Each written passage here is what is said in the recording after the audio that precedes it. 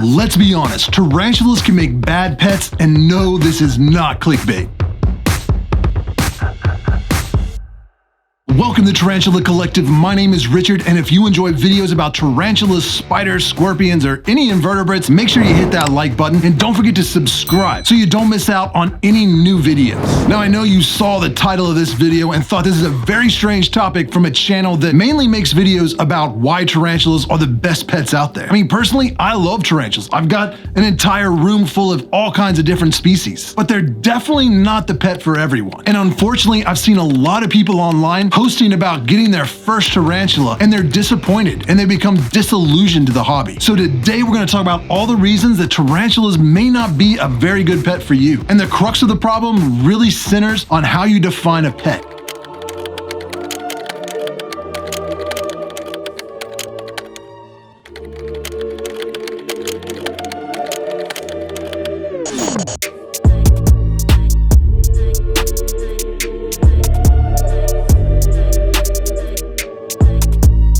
Which to most people means something they can cuddle and handle and hold. And that takes us to the number one reason tarantulas don't make a good pet. And that's because they really don't like to be handled. And you certainly cannot pet them.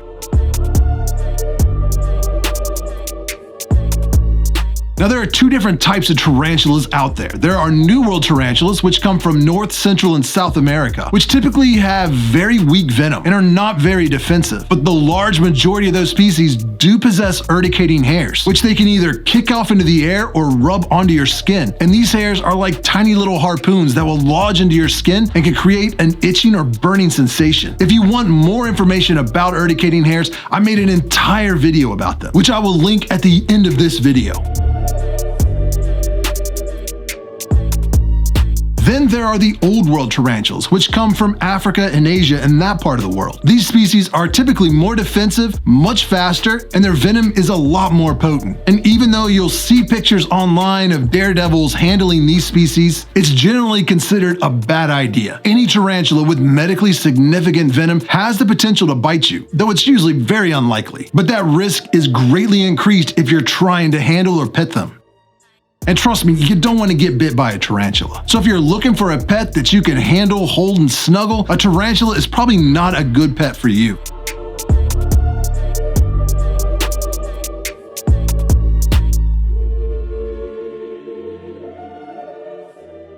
Another reason that tarantulas are a bad pet is because they're not excited to see you. Unlike your dog or maybe even your cat or many other pets out there, tarantulas form no emotional bonds with their keeper. They're not excited to see you. They may not even recognize you. They don't appreciate your attention and typically prefer to just be left alone. Now, if you're looking for an amazingly beautiful creature to have on display and to look and not touch, tarantulas are an awesome pet. But if you're wanting an animal that you can build an emotional bond with, that's excited to see you, that shows loyalty, that demands your attention, tarantulas are not it. They're probably not the pet you're looking for. Another reason tarantulas don't make a good pet is because they don't do a lot. Most species, especially New World species, don't move around a lot. They can go hours or even days not moving at all. Just sit there like a houseplant or a pet rock. But when they do move around, it's always fascinating to watch. But a lot of species, both New World and Old World, can spend days, weeks, or months hidden away in their burrows. Whether that's digging deep into the substrate or creating a web tunnel behind a piece of bark, they will spend most of the day hidden away from sight, only venturing out late at night when it's dark and quiet. This isn't the case 100% of the time. There are many species that stay out on display the majority of the time, and actually have a top 10 video about the best display tarantulas that I will link above. But one of the downsides to keeping tarantulas is the knowledge that they could be hidden for a very long time, especially as spiderlings, and you just won't see them. And like we talked about at the beginning of the video, another reason that tarantulas may not be a good pet for you is because they do possess that venom and urticating hairs. Now, tarantula venom is not deadly. There's been no reported cases of anyone dying from a tarantula bite. And the majority of the time, tarantulas would rather run and hide than to get defensive and try to bite. Personally, I'm more apprehensive to the urticating hairs than I've ever been to the venom, because typically you really need to aggravate a tarantula to get it to strike at you. But New World tarantulas really don't need much provocation to kick those hairs up in the air. And a lot of species will just kick them down onto the ground around their burrow as a line of defense. You can't see them, you may not even know they're there until you stick your hand down into the substrate when you're cleaning or rehousing the tarantula, and all of a sudden your fingers and your hands just start itching really bad. Unlike my dogs and cats that just shed hair all over the couch and the house in general, but unless you have allergies, it's not going to bother you. Urticating hairs affect most people, and the longer you're exposed to them, it seems you get more and more sensitive. So if you don't want to deal with a pet that has a venomous bite, even if it's really not medically significant, and you don't want to deal with urticating hairs, then tarantulas are probably not the pet for you. And the final reason that tarantulas may not make a great pet for everyone is because there's really no medicine for them. You can't take them to your vet, most vets at least.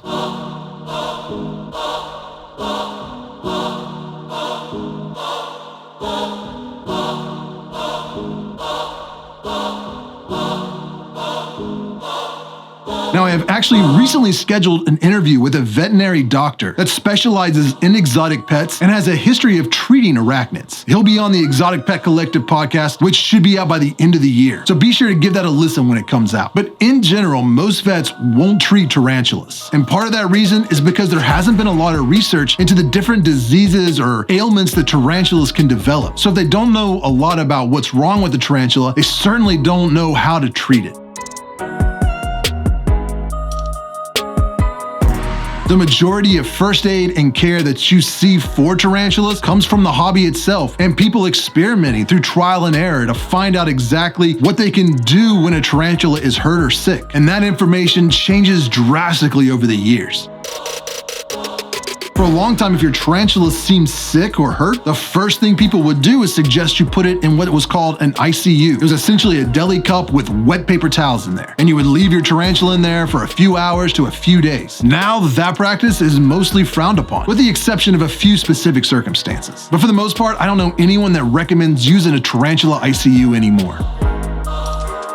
Hopefully, as time goes on and the tarantula hobby becomes more and more popular and more people are keeping tarantulas as pets, science and the veterinary practice will catch up. And there'll be a lot more research on different diseases or ailments that tarantulas could have, and more first aid will be available for tarantulas that have been injured. But until then, if you don't want to be your own vet for your spider, then tarantulas are probably not a good pet for you. Now, if you want more information on urticating hairs, I will link that video right here. And if you want some answers on some commonly asked questions about tarantulas, I'll link those videos right here. As always, I appreciate you watching. Subscribe if you want to see more.